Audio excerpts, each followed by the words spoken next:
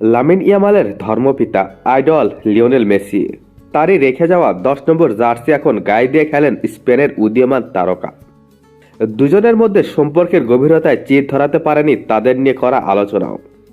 এবার তারা মুখোমুখি হচ্ছে মঞ্চ তৈরি। আগামী 27 মার্চ ফিনালিসিমায় স্পেন ও আর্জেন্টিনা মাঠে নামবে। 2022 সালে আর্জেন্টিনার বিশ্বকাপ জয়ের ভেন্যু কাতারের লোজাইল স্টেডিয়ামে দক্ষিণ আমেরিকান চ্যাম্পিয়নদের মুখোমুখি হবে ইউরোপিয়ান চ্যাম্পিয়নরা। 2022 সালে ওয়েম্বলিতে ইতালিকে 3-0 গোলে হারিয়ে ফিনালিসিমায় বর্তমান ট্রফিজয়ী আর্জেন্টিনা। তার আগের দুটি ফিনালিসিমাতে ফ্রান্স 1985 সালে এবং 1993 সালে আর্জেন্টিনা ট্রফি জিতেছিল। স্পেন ও আর্জেন্টিনার ম্যাচ দিয়ে বার্সেলোনা তারকা লামিন ইয়ামাল প্রথমবার ইন্টার মায়ামি ফরওয়ার্ড মেসির মুখোমুখি হতে যাচ্ছেন। বার্সেলোনায় একই অবস্থানের কারণে 18 বছর বয়সী এই ফরওয়ার্ড প্রায় সময়ই 38 বছর বয়সী মেসির সঙ্গে তুলনীয় হয়ে থাকেন। দুজনেই খেলেন রাইট উইংয়ে, বাঁ পায়ের এবং জার্সিও 10 নম্বর পরেন।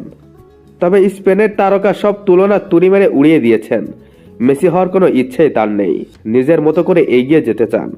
আমি মনে করি লিওনেল মেসি সর্বকালের সেরা ফুটবলার, কিন্তু তিনিও জানেন আমি একজন ভালো খেলোয়াড়। যখন একে অন্যের বিরুদ্ধে আমরা খেলি আমাদের মধ্যে পারস্পরিক শ্রদ্ধাবোধ থাকে।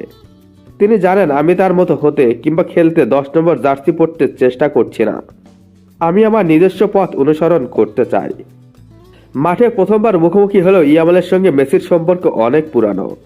2007 সালে চ্যারিটি ক্যালেন্ডারে শিশু ইয়ামালের সঙ্গে ছবি তুলেছিলেন আর্জেন্টিনা তারকা, যা ভাইরাল হয়েছে 2024 সালের ইউরোতে এসে। এছাড়া একাডেমিতে থাকার সময় বার্সা ট্রেনিং গ্রাউন্ডে মেসির সঙ্গে ইয়ামালের ছবি রয়েছে। ওই সময় এলেমটেন খেলতেন বার্সেলোনার প্রথম দলে। তো ফিনালিসিমাতে আর্জেন্টিনা নাকি স্পেন, কোন দলের জেতার সম্ভাবনা বেশি, অবশ্যই তা কমেন্ট করে জানাতে ভুলবেন না।